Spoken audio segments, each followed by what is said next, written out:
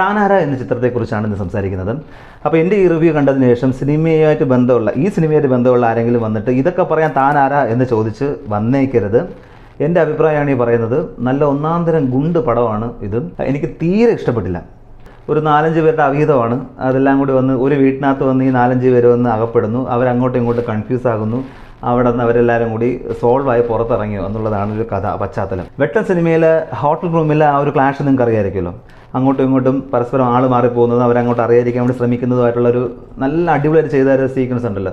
അതേപോലത്തേക്ക് ഒരു സീക്വൻസാണ് ഉദ്ദേശിച്ചത്. ഒരു വീട്ടിനകത്ത് അതേപോലെ 4 പേര് അങ്ങോട്ടും ഇങ്ങോട്ടും അറിയാതിരിക്കാൻ വേണ്ടി ശ്രമിക്കുന്നു. പക്ഷേ അപ്പാടെ കയ്യിൽ നിന്ന് പോയി.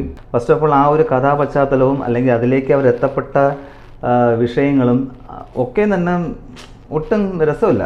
മോശമായി പോകുന്നൊരു സിനിമയാണെങ്കിൽ പോലും അതിൽ ഏതെങ്കിലുമൊക്കെ ഒരു ഘടകം നമുക്ക് ഇഷ്ടപ്പെട്ടെന്ന് വന്നേക്കാം. ഈ സിനിമയിൽ അങ്ങനെ പറയാൻ പോലും ഒന്നുമില്ല.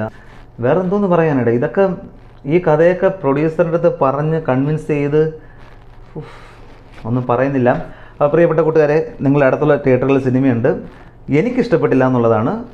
നിങ്ങൾ കാണാൻ താല്പര്യപ്പെടുന്നവരെ ആരും ഞാൻ നിരാശരാക്കുന്നില്ല. കാണുക, കണ്ട് നിങ്ങൾ വിലയിരുത്തുക.